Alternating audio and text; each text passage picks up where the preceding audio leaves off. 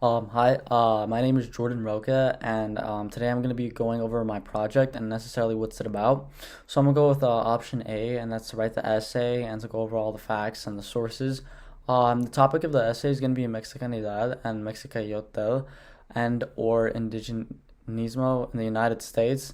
Um, this is Chicano Studies class, and I'm also Hispanic, so I think it's important to understand one's culture better, especially my culture, and start from the beginning into the end to see how it was back then and how it's now, but also to see that chunk in between to see what happened from then to now, to know exactly what changed and what's happening and what took place. Um, and I happened to make the slides to help me write the essay. There's a lot of pages and there's a lot of paragraphs and certain topics that need to be discussed. So during the slides, I kind of separated everything to be organized, to be where it's at, and I put this there because it belongs there, and I put that there because it belongs there, and I just want to present that. So I'm just gonna go ahead and I'm gonna show my presentation and my slides to see exactly what I mean. All right, so basically this is what I mean. Here you can see the title says Mexicanidad, Mexicayotel, and Originalismo in the United States. That's my topic, and this is exactly what I have. So far working on it, I have, you're supposed to need three primary sources and four secondary sources. Primary sources that could consist of,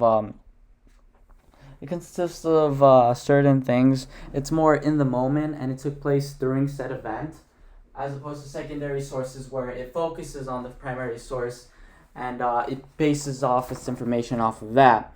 Primary sources could be written during events, it could be letters, diaries, autobiographies, songs, tools, interviews, audio, video recordings, theatrical works, while secondary sources could be radio, documentaries, books, television, that sort of type of thing, notebooks, textbooks, documents, and yeah. It's supposed to be a minimum of 7 pages. I have 6 pages here so far. 6 pages worth, and anything above 8, 9, or 10 is highlighted in yellow. That's extra. There's supposed to be 2 quotes per page at the very maximum. And over here on this side, we have the introduction. This is kind of what I want to do each paragraph of. I want the introduction, and then I want to talk what exactly is Mexicanidad and Mexicayotel, and what is indigenismo for the third paragraph, and then I want to give an example of at least each. And there's another branch called Mexicanism. It's basically the same thing, but it's a little twist, so I'm going to talk about that. It's a little branch. And then over here, I have other ideas of what I can do. Conclusion, how does it affect my life now? I'm Hispanic. I live in the United States. There's a lot of diversity here, so I want to incorporate that. There's media, because media is a big aspect of now. There's social media, a lot of platforms, Instagram, Twitter, TV, news feeds, movements, rallies, everything, and I want to try to incorporate that and how indigenismo took place back then and it is today, Mexicanidad back then and today. That's basically the main gist of it, and over here, you can see my introduction. Now I've been working on it, so this red part, well, from the shitty draft, this red part is what I took off, and I added more things and changed some words up. Over here, that's the introduction. Over here I have one is Mexicanidad, Mexicayotel. Over here the red is what I took off, paragraph right there.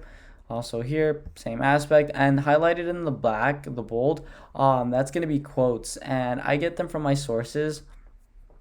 And I just do that on the slides on the presentation so that I can have an idea of where my quotes are and what I quoted and where. Example for here, it's I think this part, I am quoting an article, and it's a good article. I wrote a big chunk focusing on it. I was able to get a lot of information from it. And then the red, like I said, and each has, today, this example is a primary source. That's why it's titled there. Over here is Mexicanidad, an example. In this part, I actually found a song, which is a primary source, which was pretty cool. And I just quote one of the lyrics, and that's what's in bold. Over here, how it's relevant today. There was a large chunk. Media is a big factor. I am big on media, and I'm in business marketing that focuses on the media aspect at some point. And I wanted to discuss this a lot because I find it very interesting. Here, racial rhetoric, that's what we discussed in class, where a lot of these stereotypes are based, and people are predetermined and prejudged before someone gets to know them, either their culture and their background. It's not necessarily good. Well, it's not good at all. But we learned it in class, and I wanted to incorporate it because I found that it was interesting, and it did tie to this. and then we have a conclusion. I also have the links for my sources. The red ones are going to be for secondary sources, the blue ones are for primary. I didn't label everything yet, but that's sort of the gist of it. And then I have the links there if I need them.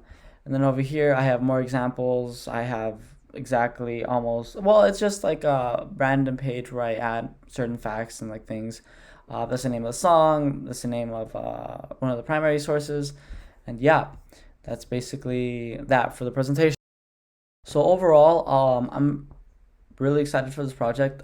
Well, it's something I take interest in because it's very interesting. I've been taking Chicano Studies class for a while in different courses, and each have something else to offer, something new. And this time I have opportunity to pick an essay about something that I find interesting, going through these sources and finding these facts. It's a process, and I'm hoping to see how it turns out at the end and read the whole piece and give my little twist on it, incorporating facts, and see how it comes out.